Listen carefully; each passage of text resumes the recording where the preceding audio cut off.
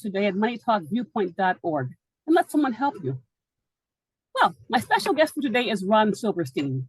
Ron is also one of our co-hosts for Money Talk Viewpoint.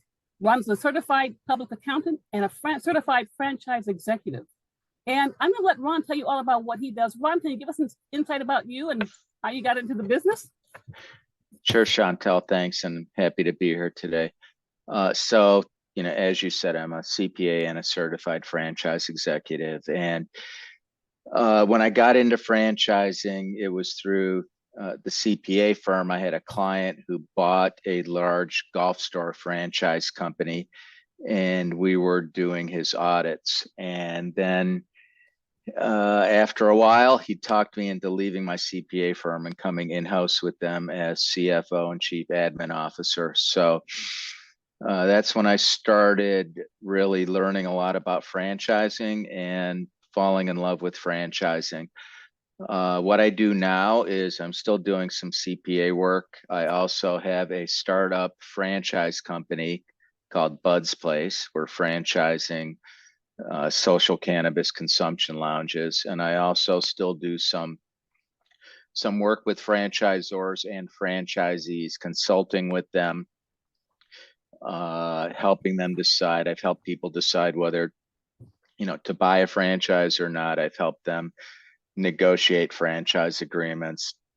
And then we work with some franchisees on an ongoing basis, helping them with their accounting and tax and any other business needs that they have. So I've worked in franchising for over 20 years, worked with franchisors and franchisees. I have a lot of experience on both sides of the franchising business and love helping people get into franchising or do a better job once they're in franchising and help them make a lot of money. So a good thing, an exciting thing with franchising is that it gives you a chance to build generational wealth. Usually to do that, you've got to own multiple units of a franchise, but you can do very well owning one franchise depending on which franchise it is. And you can also, if you just want to be in business for yourself, it's really for yourself but not by yourself, because you get a lot of help from the franchisor. You can buy a business, be your own boss, and basically make whatever kind of living you want to make, depending on the franchise that you bought. Well, let me ask you, who gets into franchises and why? Yes, that's a great question, Chantel. There are all kinds of different individuals that get into franchising, and there's basically three types. So it can be somebody who's a corporate employee and wants to own their own business. It can be somebody who already owns a business and just wants to expand and diversify by adding an additional business model. Or it can be wealthy individuals, family offices, private equity, high net worth individuals that want to own multiple units of a successful concept and build additional wealth and build up a business that down the road they can either sell it or pass it down to family members and have them take it over. Well, let me ask you, I'm getting a little bit of lost words for how many franchise concepts are there, and what are the most popular industries or subcategories of franchises? Great question, Chantel. So there are in the U.S., headquartered in the U.S., more than 3,300 franchisors. All different types of concepts and systems. There's also approximately another 750 franchisors that are headquartered in Canada. So, thousands of different franchisors in the US. The primary industry categories that you see in franchising are service-based. So there's over 2,300 service-based franchisors. Those can be, auto service. It can be home service businesses. So, there's businesses that will come out to your house and scoop the poop in your backyard. that'll do grout cleaning, that'll do granite countertops, that'll do screen door repair. There's, all kinds of service-based franchises. There are also food, food service, both fast food and quick serve restaurants and sit down restaurants. So you've got approximately 1,300 food service franchise concepts, everything from coffee shops to hamburgers to sandwiches to pizza, all different kinds of food franchises. You've got retail. So, for example, a huge type of retail franchise are car dealerships, and they're also service-based. So some of them can be combinations of both, but car dealers are franchises for the most part. You've got lodging franchises. So a lot of hotel systems are franchises. Most of the major hotel brands, Marriott, Hilton, Hyatt, they're franchises. So somebody can buy a hotel franchise or own, multiple hotels. Sports teams are franchises. All the baseball teams, football teams, basketball teams, hockey teams are all franchises. So you've got, entertainment facilities or entertainment businesses, which is really what sports is, are franchises. And then there's a variety of other types of franchises. Almost any kind of business that you can think of can be franchised. Computer service, iPhone repair, wireless phone stores. A lot of those are franchises. There's thousands of franchisors and different kinds of franchises. And then in the industries that I mentioned, in the subcategories, you've got, in the restaurant category, you've got fast food franchises, you've got sit down restaurant franchises. Those are the top two in food and beverage. You've got health and fitness as a service-based category, where Planet Fitness, Anytime Fitness, 24-hour fitness, all those are franchises. Some of them, some of these systems also have some company-owned stores, but once they get into franchising, usually most of their business is franchising. You've got, maintenance services. There are, oil change franchises, car repair franchises, phone repair, which I mentioned, computer repair. All those are types of franchises. And then there's a general category of general service franchises that embodies everything else. But it's really the hot ones right now, hot franchise type concepts are health and fitness. So you've got new fitness places, Pilates places, yoga, they're all popping up all over. So that's a big one. Home healthcare is a big category now of franchise businesses where there will be franchises, that supply people to come out to your house to take care of an elderly parent, or whatever you need to do the home healthcare. So as people live longer now, and different franchise concepts pop up to help take care or provide the services or provide things that the elderly need or that you need as you get older. As you mentioned this, I would imagine there are a lot of people like myself that had no idea of the depth and breadth of the franchise industry. I never even had a concept of all that. And I'm going to ask you a question here. As a potential franchisee, what kind of information do I receive from the franchisor when I'm looking into a specific concept?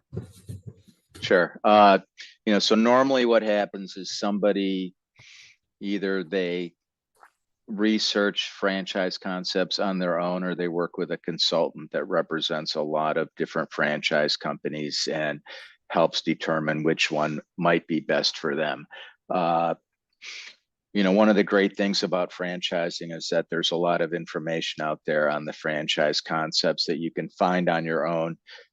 And then, because franchisors are regulated by the Federal Trade Commission, there's some rules and regulations that they have to follow. A major one they have to follow is they have to put together a franchise disclosure document, also known as an FDD. And it's a document that can be intimidating because it's hundreds of pages long and it contains a lot of information on the franchisor. So the FDD, after speaking with the franchisor and the franchisor determining that the territory you're interested in is available and that you financially qualify for their system and they think you'd be good in their system, normally then what they do is give you the FDD for you to go through. And it's very important for most people when they get the FDD to have professionals that they're working with to help them go through it and understand it. So usually you should have a franchise attorney, so not just an attorney, but somebody who is familiar with franchising and knows franchising and understands FDDs. And then usually you may have an accountant on your team also to help go through the FDD, go through the financial info, and that should also be an accountant or CPA who's familiar with franchising. Because the more familiar the attorney and the CPA are with franchising, the better advice they can give you, both on, whether it's an appropriate document or what kind of red flags there might be, or, what you should ask related to the FDD and the terms of the contract to try to negotiate things to get a better deal or a deal that works for you. The FDD itself has 23 different items that are all mandated by the Federal Trade Commission. And give you an example of some of the items, and then we can talk about some of the more important ones. Although, in my opinion, every item is important and every word in that FDD is important. I know when being in franchising and writing FDDs with our franchise attorneys is we focused on every word, and every word is in there for a reason. And, whether it says shall or may, or should or could or must, they're all there for a specific reason. The franchisor and their attorney put them in there. So it's important that a franchisee read everything before they sign anything. They also have to have the FDD. A prospect has to have the FDD in their hands for 14 days before they can sign a franchise agreement. So that gives them a couple of weeks to go through it, minimum of a couple of weeks to go through it with their trusted professional advisors to make sure they understand what they're signing and that it works for them, because it's got to work for them. Usually a franchise agreement is tilted somewhat or tilted a lot towards the franchisor and towards protecting the franchisor. Oftentimes, once a franchisee signs the contract and gets involved in that system, the only time after that they ever look at their contract is if they're having problems, if something's going wrong, or when they get near the end of their franchise term and are trying to decide whether to renew it or not for another term. So the FDD starts out with item 1, which has information on the franchisor, has information about the business, has information about the management team, and has some disclaimers in it. Item 2 talks about business experience of the franchisor management team. So it lists each key person and gives their business background and experience. Item 3 talks about litigation, which is any litigation that the management team members or the franchisor have been involved in the last 5 years. So that's an important section, because if you're looking at that and see that the franchisor is getting sued by vendors or getting sued by other franchisees or is suing franchisees, that may be a red flag. And, so that's item 3. Item 4 is bankruptcy. So it talks about bankruptcy of the business or affiliated businesses or the leadership team. So, so you start out getting information on the business and the people behind the business. And one of the most important things in a franchise system is the leadership team of the franchisor, because you get a good idea of how trustworthy they are, how good of operators they are, because litigation oftentimes is a big red flag if franchisees are suing them or they're suing franchisees. It's an indication that there's problems there. And sometimes those problems can be overcome, or if you negotiate the right kind of contract, they may not become issues that you have to deal with, but it's usually not a good sign when you see that they're involved in litigation. Some of the really important big items in the FDD, item 5 talks about the initial franchise fee. So it tells you what you have to pay up front. Usually in a franchise system, when you sign the franchise agreement, you pay a franchise fee right at the same time. It's usually not refundable.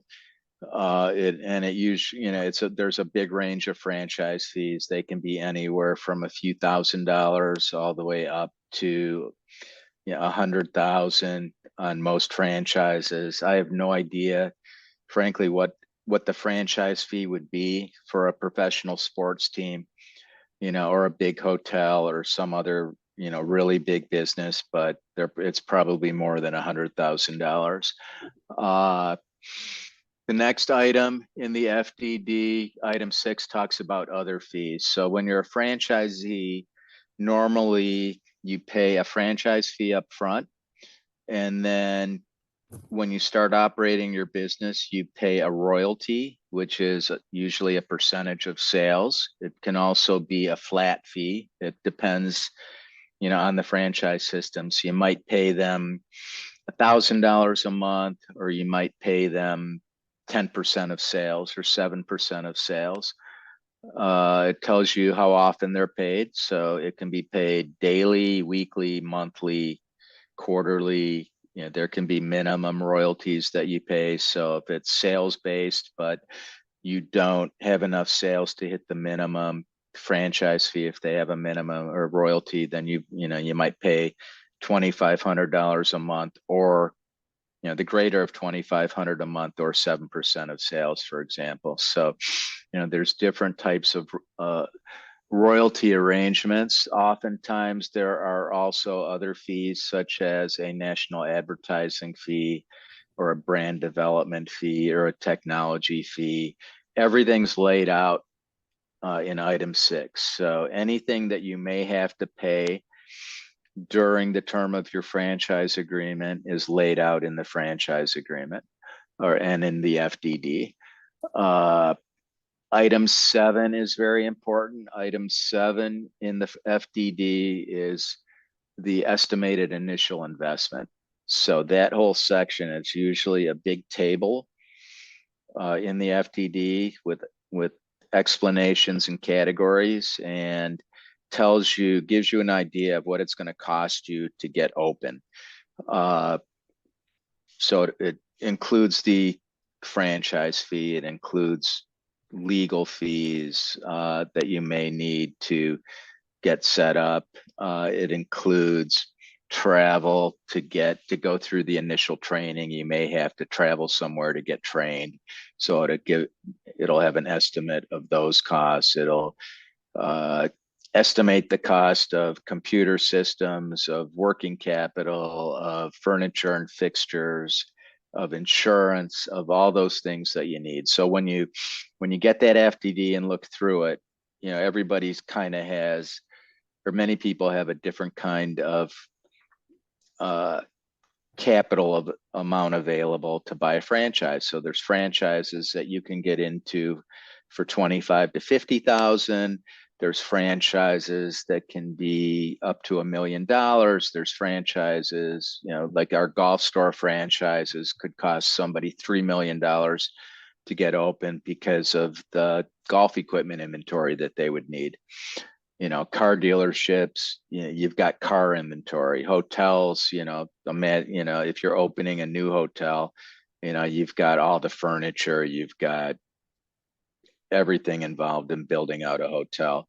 Restaurants, you've got all kinds of equipment, you've got signage, you've got, you may have POS systems. So all that's laid out in item 7, so that when you look at that, you'll have an idea, of what it's going to cost. And it has a minimum investment and a maximum investment. So, it could be a narrow range. It could be, 75 to 100,000 is what it's going to cost you. Or like in our Bud's place, FDD, our investment range is 600,000 to around $1.5 million, because it could be, there's different sizes it could be, and obviously a bigger location is going to cost more than a smaller location.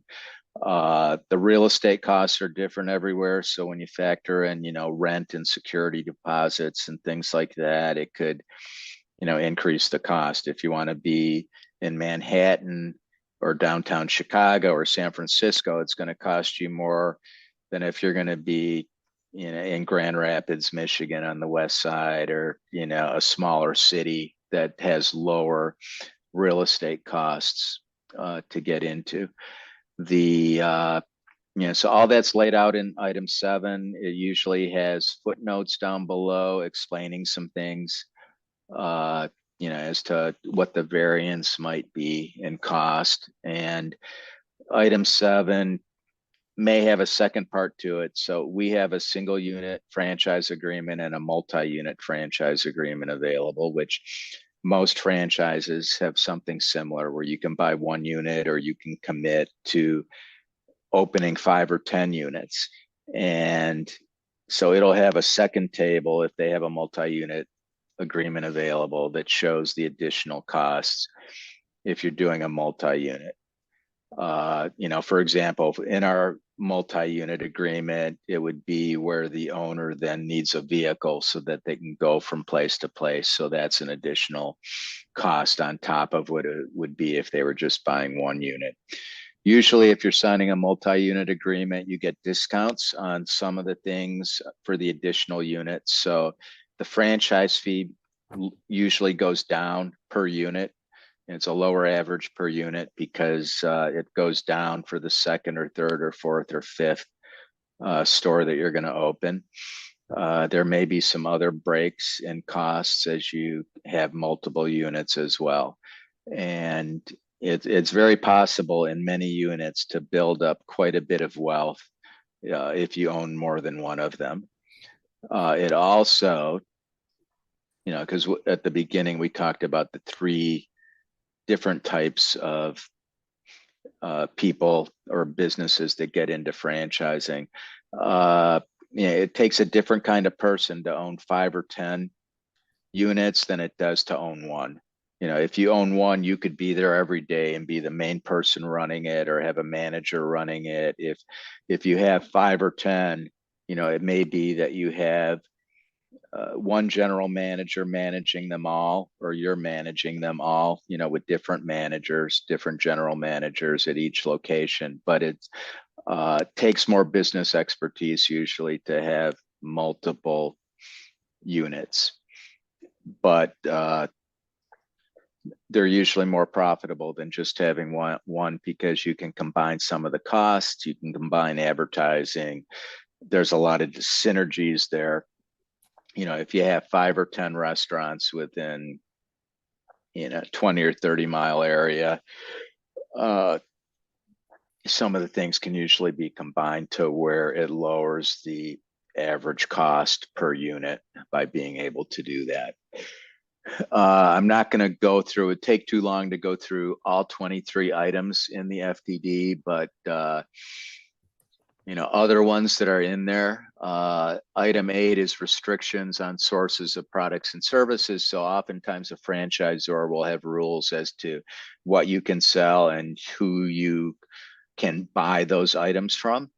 One example would be McDonald's. A lot of their products inside the McDonald's get bought from McDonald's. They have their own farms growing their own tomatoes and lettuce and cattle for the hamburgers and potatoes, for the fries. So some of these systems, you're buying a lot of the products from the franchisor. Some systems will have specific vendors that you have to buy your products from. In our golf store franchise, for example, we had the major golf equipment vendors, Titleist, Ping, TaylorMade, Callaway, that our stores were all buying their products from. And then we had private label merchandise that they didn't buy directly from us. They bought from the manufacturer of the private label, but they had to carry certain things in their stores. We limited other things that they could carry. Anything, and this is pretty common in most franchises, anything you want to carry that's not on their normal list, they have approval rights. So they have to okay it, so let's say you have a McDonald's and decide, you want to sell pizza. Well, they're not going to allow that. But if they did allow that, they'd have to approve the vendor, or if you had a better tomato guy, than what they have, and you could get them cheaper. You go to them and say, hey, I want to buy my tomatoes from this company, and they'd give you a yes or no as to whether you can do it or not. So they've got restrictions on that. They've got sections on the franchisor's obligations and the franchisee's obligations. So it'll say what the franchisor has to do for you, and it's usually pretty limited. And then it'll say, what you have to do and the rules for you running your business, that you have to be there all the time or most of the time, or you can run it absentee and have a manager. It'll talk about advertising, social media, different things that you can do or not do. They've got a section on territory, so it'll define your territory if they have one. It might be just your actual footprint of your store. It may be, set by so many miles. You might have a 5-mile territory that's a circle basically with you in the middle, and then it goes out 5 miles each way. It could be based on population. You could have a territory comprised of certain zip codes, things like that. So it tells you what your territory is.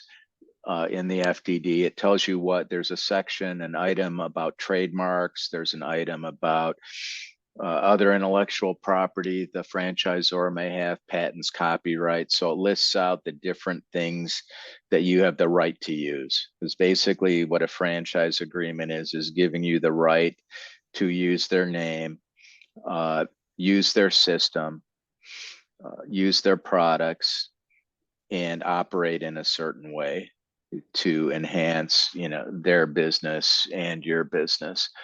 They'll have, I already talked about restrictions on what you can sell. There will be another section on the length of the contract, whether it can be renewed or not. So typical would be 5 or 10-year contract with a few renewal terms. At the golf company, we had a 10-year contract with a 10-year renewal term.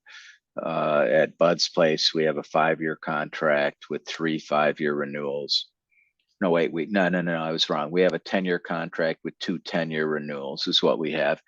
So, so that'll be laid out in the FDD. They'll have a section talking about whether they use any public figures in their franchise on the advertising side. And, an example of that would be, Subway has a lot of celebrities in their commercials. They've got basketball players, football players, gymnasts in their commercials. So they would list out the public figures that they use. Shaquille O'Neal's involved in some franchises, so the ones he's involved in would list him as a public figure that they work with. And it's really just informational for the prospect. they will have item 19, and this is a big one, which is financial performance representation section. So when somebody's looking to buy a franchise, one of the most important things for them in making a decision on that franchise is how much money can I make? And so there's an item in the FDD that talks about that. Or may not talk about it. About half of the FDDs out there right now from franchisors have a financial performance representation in item 19. It may talk about different things. It could talk about, what kind of sales to expect, what kind of cost of sales you should expect, what your gross profit is, what your net profit is. It may break things down by, our top 20% average this, our middle 60% average this, our bottom 20% average this. So it'll have some kind of information in there about the stores operating in their franchise system to give you an idea either of what their sales are or what their profits are. There's a lot of different things they can talk about in that item 19 that provide you with valuable information when you're trying to decide whether to buy that franchise or not. Now, Bud's Place, for example, does not have an item 19 because we don't have any units open yet. So we don't have any data to put in there from units that are open. But when I was with the golf franchisor, we had 150 stores out there and we did not have an item 19 for a variety of reasons. So not having an item 19 is not a reason to not buy that franchise, but it means you've got a little more work to do on your due diligence to decide what you want to do. Other items in there, item 21 has audited financial statements of the franchisor. So that'll give a prospect an idea of the financial position of the franchise company, which is, usually a good thing to know. Item 20, which I skipped over, is a very valuable section because it's got info on how many units out there the franchisor has had for the last 3 years. Breaks them down by company owned and franchised units. It also shows you how many closed each year. After that, there's some pretty basic sections that we don't need to talk about. And then the FDD also may have some exhibits. And some of those exhibits could be important. They may have personal guarantees. They'll have the franchise agreements in the exhibits. They'll have a list. One of the most important exhibits for franchisors that have been in business for a while is they have a list of all franchisees that they've had in the last 5 years.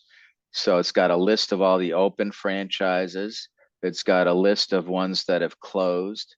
It's got contact information, name, address, phone number, may have email addresses of all the franchisees that they've had in the last 5 years, ones that are open and ones that are closed. So that is an incredibly important exhibit for somebody looking at buying a franchise because they can contact those people.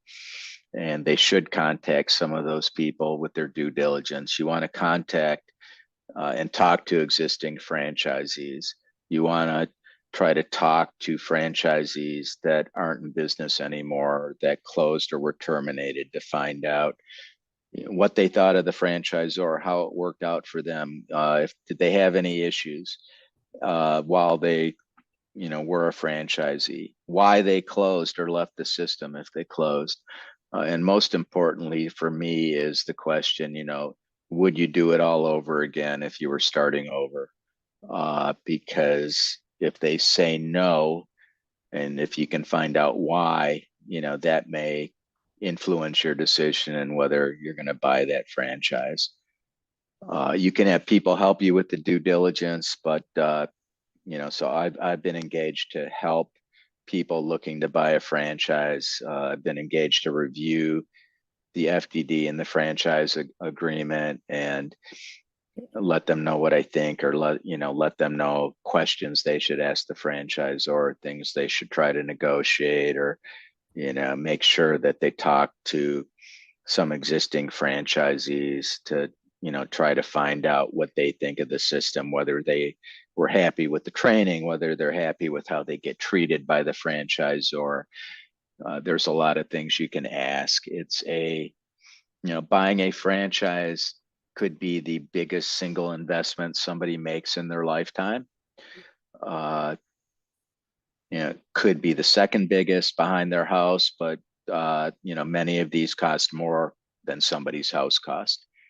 And it's a big investment. You can make a lot of money, and you want to make sure that you're comfortable with the business concept, with the people behind it, before you sign on the dotted line and commit yourself to being in bed with that franchisor for a long period of time, and maybe putting your financial future or your potential future wealth, on the line with those people, because you're not just doing it all on your own. You're relying on them, and you're relying on them now and to help you get open, and you're relying on them and their business expertise to help you stay profitable in the future, because things change. You can look at McDonald's, Taco Bell, all the food companies, and is their menu the same today as it was 10 years ago? No, they've added things, they've deleted things, they've added breakfast, they've added coffee, the coffee shops have added sandwiches. So you're relying on that management team to lead the way for everybody, and to be able to adapt and make changes as things change over time, because every business and every industry is going to change over time. And if they don't keep up with it, it could affect how you feel about that concept 7 years from now versus now. Everybody's excited about it when they first sign the agreement. uh, you know, they want to hear people telling them what a great decision they made, how great the business is going to be, and they're just, raring to go. And then it can be a wake up call, when they open the doors. If the customers aren't coming in, or if it costs them way more to get open than what the FTD said it was going to cost them. So, there's a lot of trust involved between the franchisee and the franchisor's management team. Is a prospective franchisee, are they better off with a startup then, or an emerging brand, or with a more mature brand? Mature concept? Yeah, so that's one of those questions where it's an it depends answer. So with mature brands, so like obviously McDonald's, is a pretty mature brand. Subway's a pretty mature brand. Some other sandwich companies and pizza companies are mature. So you've got a good track record, with a mature brand. You can be very familiar with them.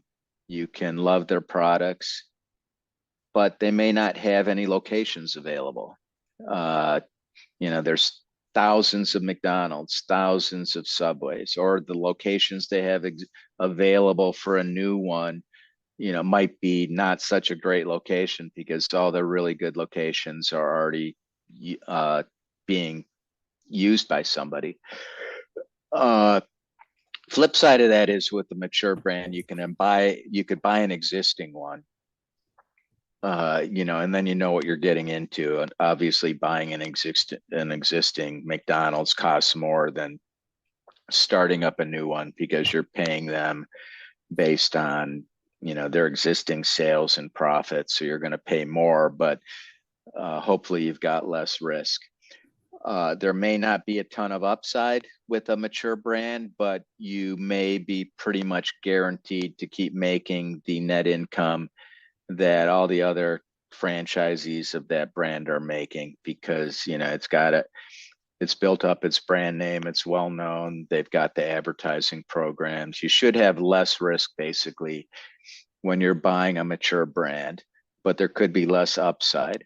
with an emerging brand or a startup brand, there could be more risk involved. They may not have many units open. My startup has no units open yet.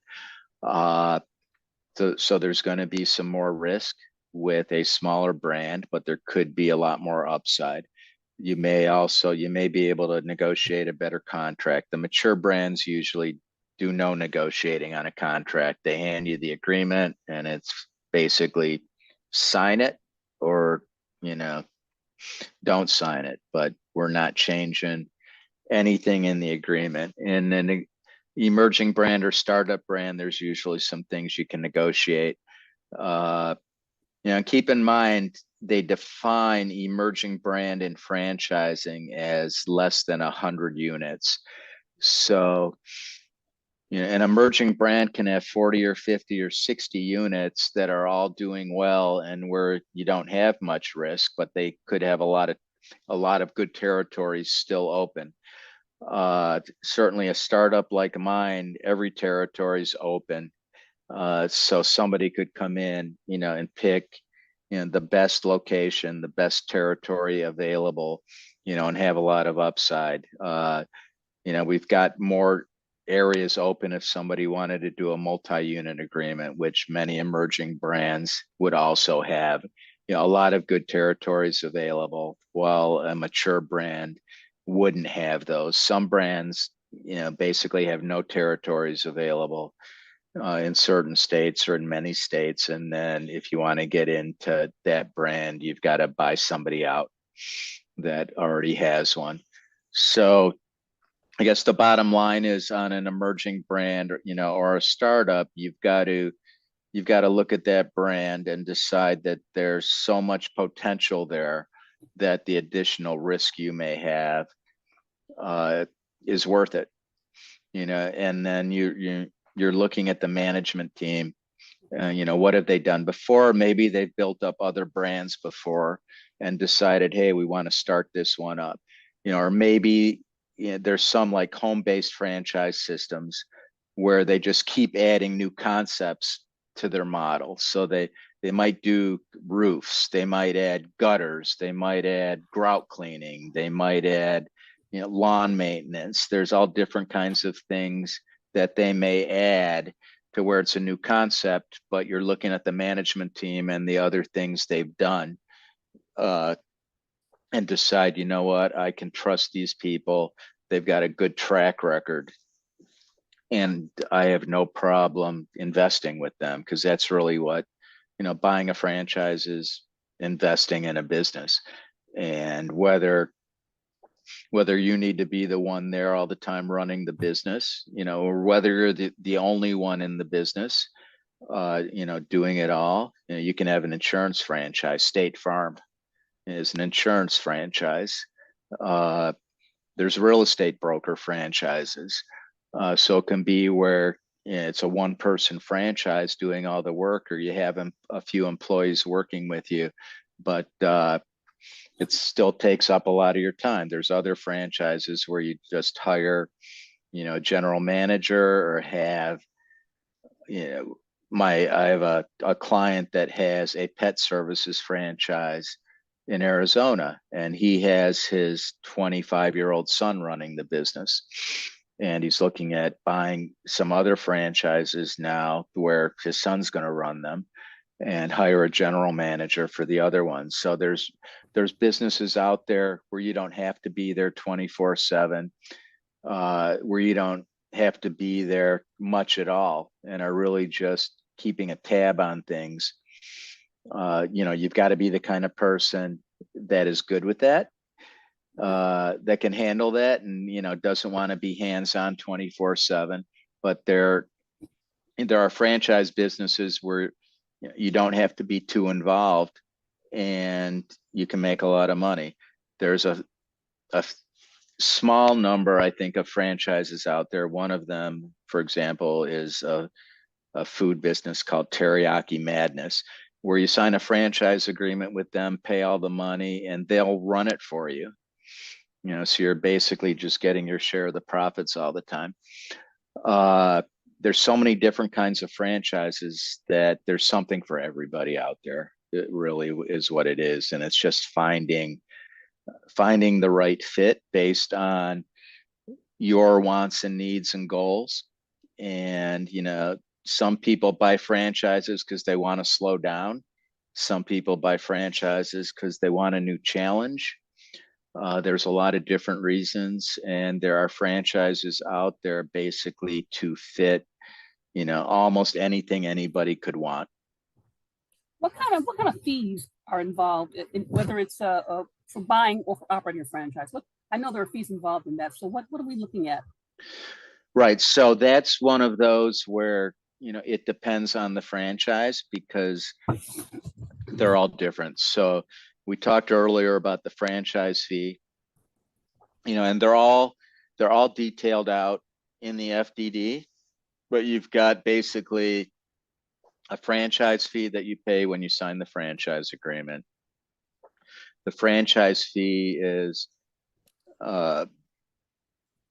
providing the franchisor basically with some funding to cover their costs of selling franchises and training you. And that can be, any amount from a very small amount to a very large amount, depending on the kind of franchise that you're buying.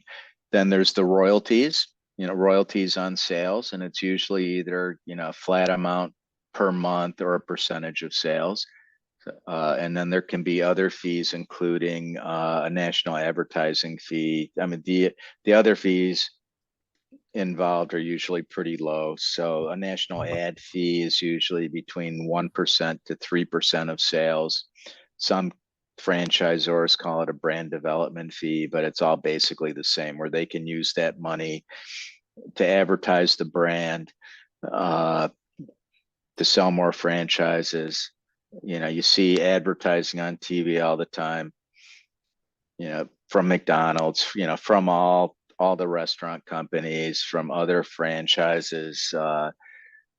There's a lot of different ways they can advertise. Usually you have to spend so much in your territory on advertising, and then you give the franchisor a small amount so they can do some advertising to hopefully help the brand out, help your brand out.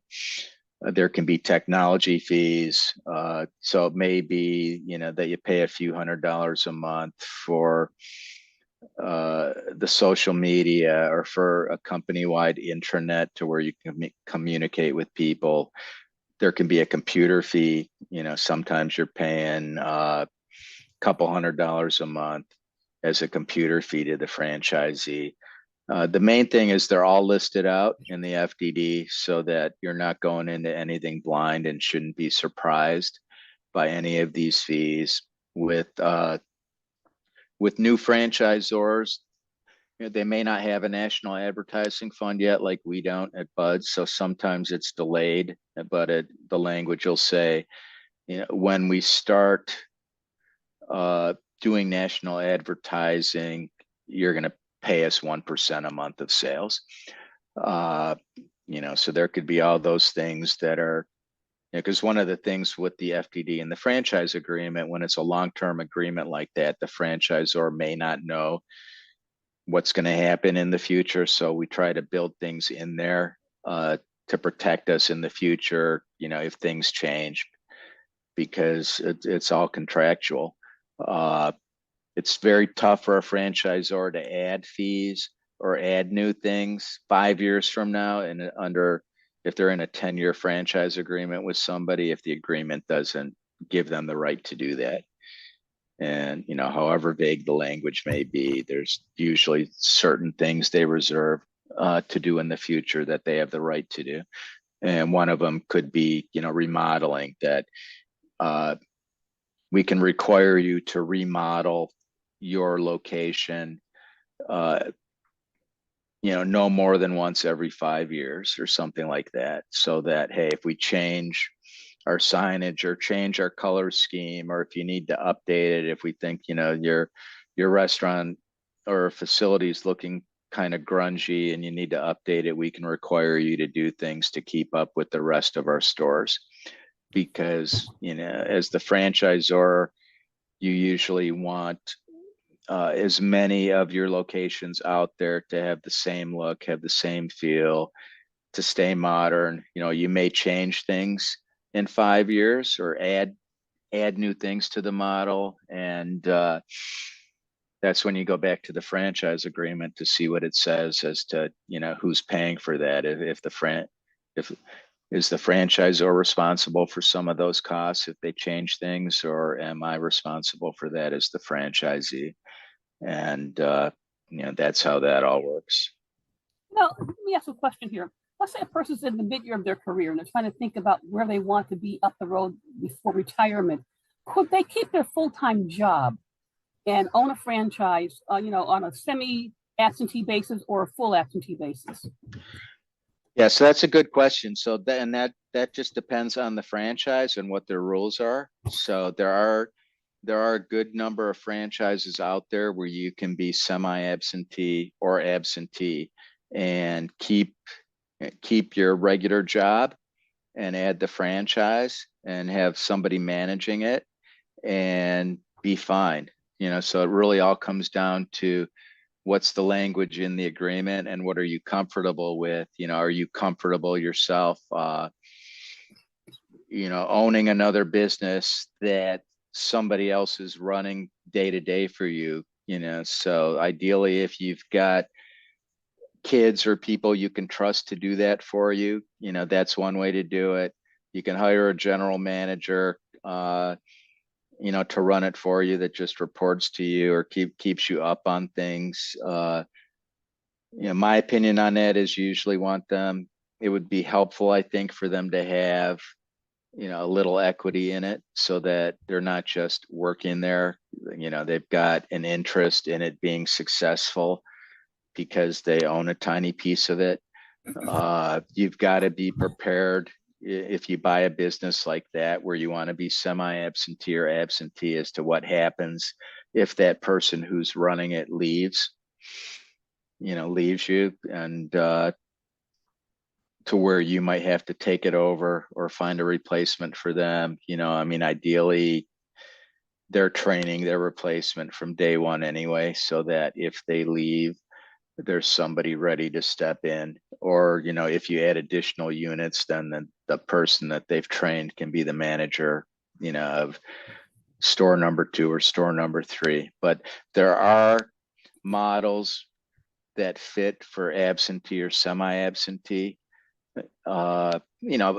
Probably an example, although you're not absentee when you own a sports team, is sports teams, so they've got the owners, they have a general manager, they've got a coach, other coaches, so is the owner of the Chicago Bears, or the Detroit Lions, is that owner involved day to day? Likely not. Dallas Cowboys, is their owner involved day to day? Jerry Jones, probably yes. Auto dealerships, is the owner involved day to day?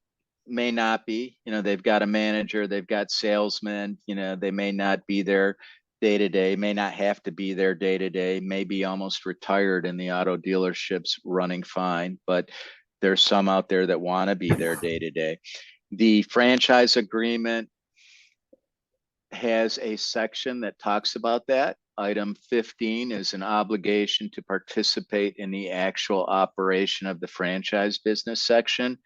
And that item will let you know, do I have to be there all the time? Do I not have to be there all the time? Can I have other people running it, or do I have to be the one running it?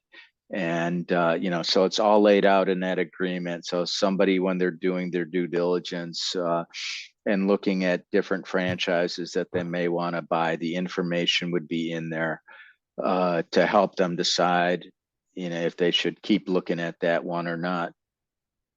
Now, this is going to be my last question, but I need to ask you this. What are some of the factors someone should use to evaluate a specific franchise opportunity? Yeah, so great question. So one of the things, and I've got 5 or 6 things somebody should look at. So one of them is the operations of that concept.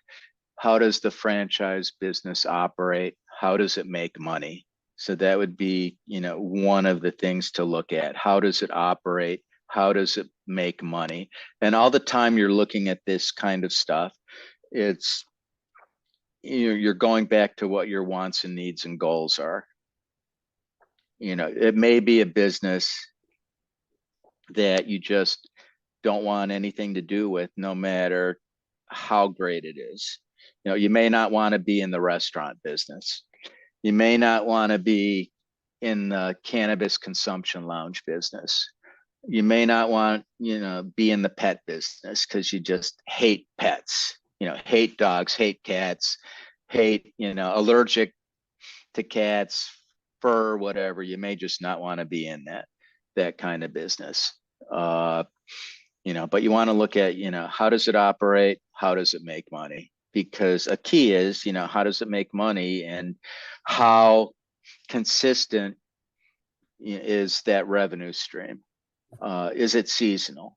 If I'm going to operate, if I live in Chicago and want to have an ice cream store, or Detroit, an ice cream store, seasonal business, some people may want a seasonal business where it's only open, you buy a Dairy Queen, you're open from May to October, and then you can go to Florida for the winter and not have to worry about your Dairy Queen because it's closed. There's all kinds of things like that come into play with the how does it operate and how does it make money. Then you want to look at the franchisee's role. So what role is the franchisee expected to play in the operating business? Do I have to run it?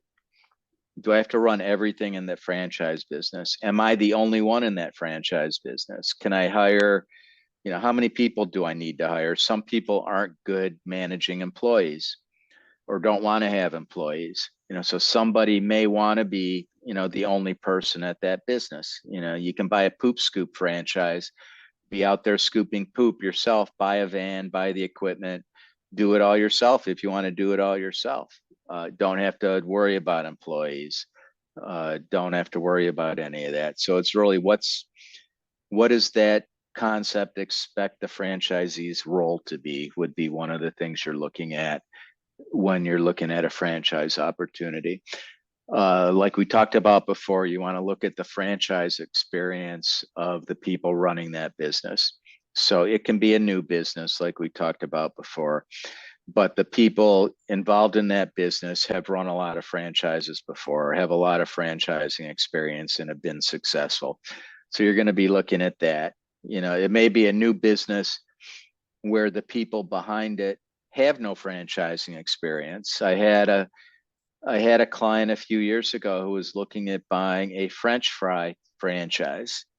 The people who had started up that franchise had no food and beverage experience, had no franchising experience. They had some business experience and they had this idea for the French fry business. They had one store open, but we're looking at it and it's like, what kind of support can they give you? What kind of experience do they have in this business?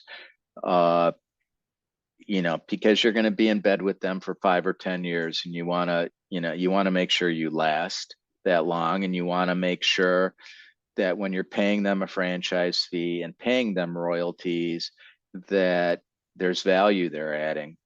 Whether it's the brand name, whether it's, all their business experience, because they're back there behind you, helping you always do better and always improve on things. You want to look at the tenure, background, and commitment of the franchisor's leadership to make sure that you can get comfortable that these are the people that are going to take that franchise concept, to new heights and keep it growing, keep it being successful, and keep adapting to changes in the market, things like that. And, they may not have had to do that yet, but you want to get a handle on them. Can I trust them? I'm making this big investment in their brand. Are they going to be there for me? Are they, is this brand better than the next brand because its leadership team is going to make sure I succeed? Because they should be focused on the franchisees succeeding, because that's how the franchisor succeeds. And, you want to get a handle on that. You want to check into the franchisee engagement. So, and this comes from talking to the leadership of the franchisor as well as talking to existing franchisees. Do they communicate with you? How often do they communicate with you? Are you satisfied with the communication you get from them? When you call them, does nobody answer the phone? Do they not call you back? Do they not answer emails? Things like that. And you know, getting the answers that you don't expect. If you get answers, well, they don't communicate well, they don't respond promptly enough, that isn't necessarily a reason not to buy that franchise, because, then it comes down to, can I succeed without a ton of help from them other than getting me open? Am I a good enough business person to where I can do those things on my own? Does it not bother me if I call them today and at 9 a.m. and don't hear back from them for a day or two?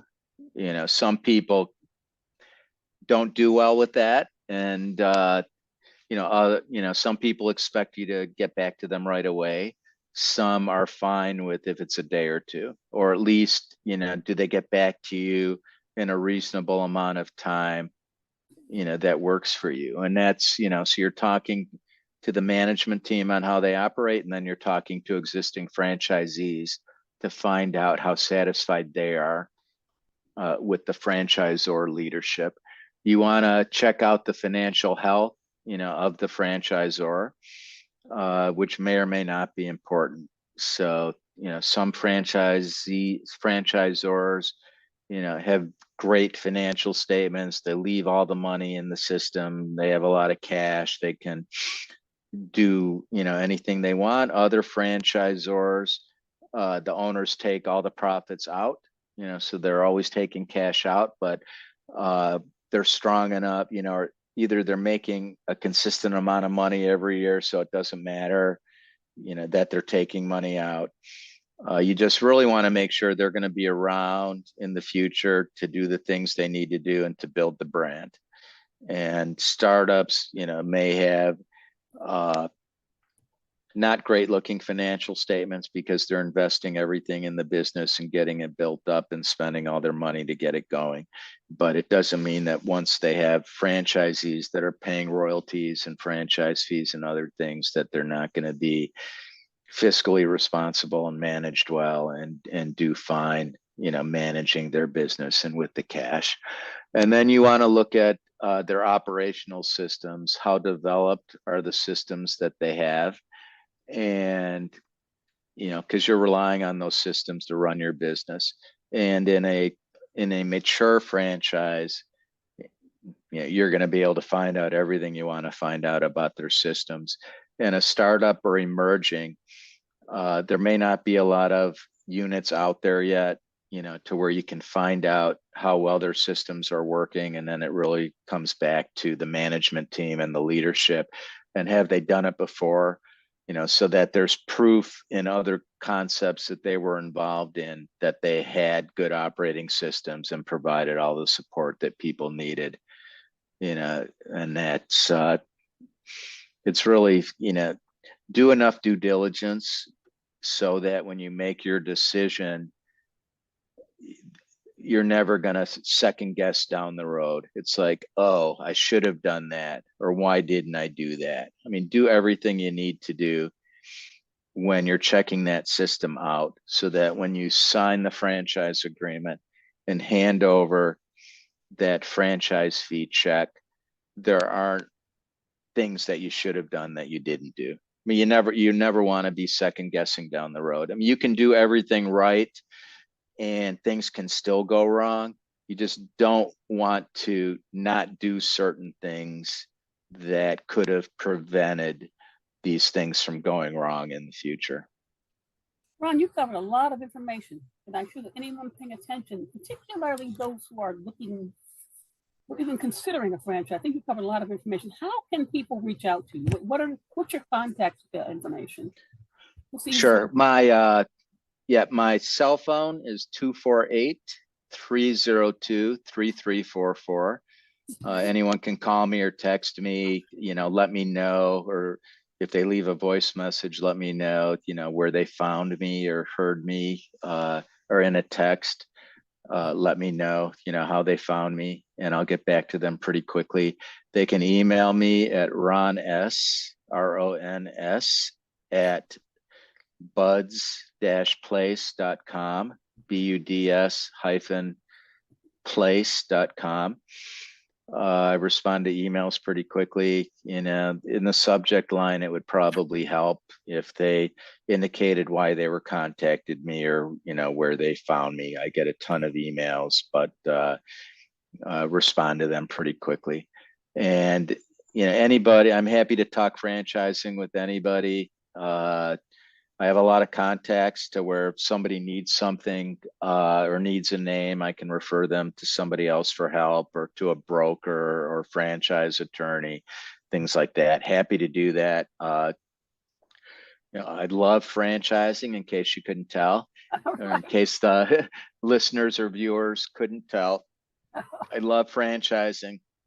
I think it's a great business model. I think it's a great way, probably the best way for somebody to get into business, because of the lower risk and the ability to be part of a big brand. There's a lot of different opportunities in franchising. Even in mature industries like restaurant or pizza, there's always room, in my opinion, there's always room for a new pizza franchise or a new sandwich franchise. There's new ones starting up all the time that become successful. There's new ones that start up that don't become successful. It's all part of really risk reward, when you're getting into something new. So there could be, the latest, somebody has a new idea for sandwiches, and or it's the same kind of sandwiches other places have, but they've made the production process easier. They use robots in the kitchen. I mean, there's all different kinds of things. There's cookie franchises out there now that are competing with each other, that some of them do things similarly, some of them do things differently. And there's so many opportunities out there that I think there is a franchise for everybody, that they can find something that fits with what they're good at. Or, the other thing we didn't really talk about is you don't have to have any knowledge of the type of business that you're buying. You don't have to have prior experience in that industry, because you're going to get trained. And, part of the talking with franchisees and investigating the management team is making sure that you're going to get what you think you're going to get, and that they're going to be able to train you to operate that business, and they're going to be there to support you when you have questions or run into problems, things like that. But I think there's a franchise business out there for everybody. They just got to make sure they find the right one for them.